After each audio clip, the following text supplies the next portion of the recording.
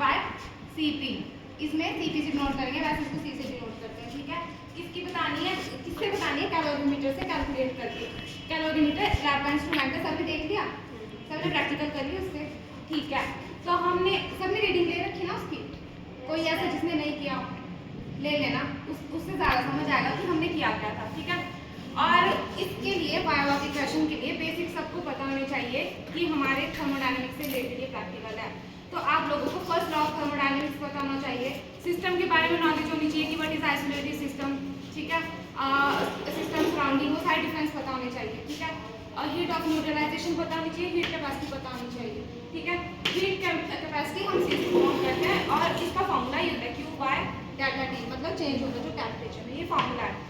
और Q मतलब calories of heat absorb by the system, ये है, ठीक है। तो ऐसा यूनिट क्या होती है हीट कैपेसिटी की, जूल पर डिग्री पर किलोग्राम, ये भी पता होनी चाहिए। उसके बाद हमने जब प्रैक्टिकल किया, हमने प्रैक्टिकल में क्या किया था, पहले हमने कोल्ड वाटर लिया, ठीक है।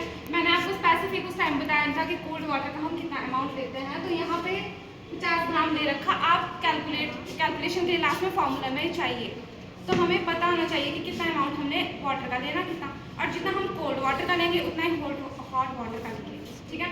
तो उसको मेजर कर लेना, तो वो आ जाएगा हमारा यहाँ पे जैसे 50 ग्राम फॉर एग्जाम्पल। ये सारी कैलकुलेशन मैंने एज्यूम कर रखी कि ये आएगी हमारी, ठीक है।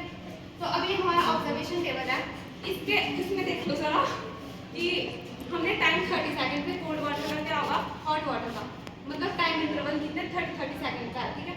फिर 60 सेकंड में देख लेना, और फिर 90 पे 120 पे। और फिर हमने क्या करना कि मिक्सचर है, हॉट वाटर है, उसमें थर्मामीटर वैसे रखा डाल के, और उसको हमने कोल्ड वाटर डाल दिया। उसका जो टेम्परेचर फिर डाउन आएगा ना, क्योंकि जब उसमें कोल्ड डालेंगे तो टेम्परेचर वो ठंडा आएगा ना, तो जो उसका होगा वो हमने ले लेना टेम्परेचर। तो अब हम इसका ग्राफ देखते हैं। तो ग्राफ कैसा बनेगा कि जब हम कोल्ड वाटर का बनाएंगे, कोल्ड वाटर हमारा सीधा आगे को, ठीक है, सेम रहेगा टेम्परेचर, क्योंकि नॉर्मल टेम्परेचर पे हम काम कर रहे हैं तो सेम रहेगा, तो इसका ग्राफ सीधा आएगा, ठीक है। हॉट वाटर पानी धीरे धीरे ठंडा होगा, इतना डाउन तो नहीं जाएगा ग्राफ, कुछ ऐसा सा जाएगा, ठीक है। तो वहाँ पे हमारी हॉट वाटर की वैल्यूज आ जाएंगी, मतलब वहाँ हमारा ग्राफ प्लॉट हो जाएगा। और फिर जो हमने मिक्सचर लिया, मतलब जो टेम्परेचर हमने उसमें डाला, कोल्ड वाटर हॉट वाटर में डाला, तो उसका ग्राफ कुछ इस तरीके का आएगा। अब हमें फॉर्मूले, जो हमारा फॉर्मूला है हीट कैपेसिटी का, वो ये है, ठीक है, जिसमें mH क्या है, मास है हॉट वाटर का, S हमारी स्पेसिफिक हीट है, ये टेम्परेचर हॉट वाटर का, ये मिक्सचर का टेम्परेचर है, ठीक है। मतलब ये फॉर्मूला है, ये कोल्ड वाटर मिक्सचर के लिए, और ये स्पेसिफिक हीट मिक्सचर के लिए, और ये मिक्सचर के लिए टेम्परेचर, मिक्सचर के लिए कोल्ड वाटर का टेम्परेचर, ठीक है। और divide by this is the formula, ठीक है। इसके लिए वैल्यूज के लिए हम जो ये वैल्यूज है ना mH की, ये सारी वैल्यूज हम यहाँ से लेंगे इस ग्राफ में से, जैसे TH है टेम्परेचर, तो हमें वैल्यूज कौन सी लेनी है, ये वाली, इस पॉइंट पे जहाँ पे ये मैच करेगा, जहाँ पे हॉट वाटर की, कोल्ड वाटर की, और जो मिक्सचर जो टेम्परेचर है उसकी वैल्यू जहाँ पे मैच करेगी, ये वाली वैल्यू, ये तीनों पॉइंट हम यहाँ पे लेंगे, ठीक है। यहाँ पे जो वैल्यू आएगी मैंने अपने अनुसार ये वैल्यू मान ली, मतलब ग्राफ हमारा डिग्री सेल्सियस में प्लॉट हो रहा है। ये जो टेम्परेचर है ये डिग्री सेल्सियस में स्पेसिफिक कर लेना यूनिट, और यहाँ पे जब वो लिखते हैं हम स्केल, तो इसमें भी लिख लेना, ठीक है। बाकी ग्राफ मिल ही जाएगा इसको आप लोगों को। जैसे मान लो ये मैंने 10 ले लिया, ये 20, ये 30, ठीक है। तो यहाँ पे क्या लिखूंगी मैं कि ये एक्स एक्सिस हो गया, वाई एक्सिस हो गया, तो 1 scale is equal to 10 degree Celsius, ऐसे लिखता है, ठीक है। जो हमने मतलब ये दिया 10, 20, 30, ठीक है, इंटरवल इसके बीच का, ठीक है। तो ये डिग्री सेल्सियस में है, लेकिन फॉर्मूले में हमें इसको केल्विन में कन्वर्ट करना है।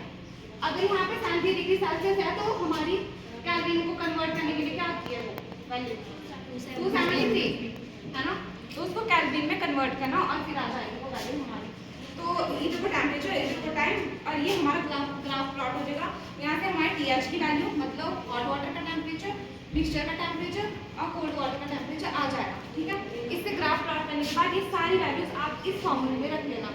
इसमें से हम जो ये हॉट वाटर का टेम्परेचर और cold water, sorry mass of hot water और मास ऑफ कोल्ड वाटर ये इक्वल है, क्योंकि हमने 85 ग्राम हमने कोल्ड वाटर लिया था, अब 50 ग्राम ml में मत जाएगा, क्योंकि वो ग्राम में हम मेजर कर रहे हैं, लीटर मेजर कर रहे हैं, ना कि आप उसको सिलेंडर में मेजर कर लेना, ठीक है। और वो तो तोड़ ही दिया, आप क्या मेजर करना है ना। और ये मास ऑफ कोल्ड वाटर, ये दोनों इक्वल है।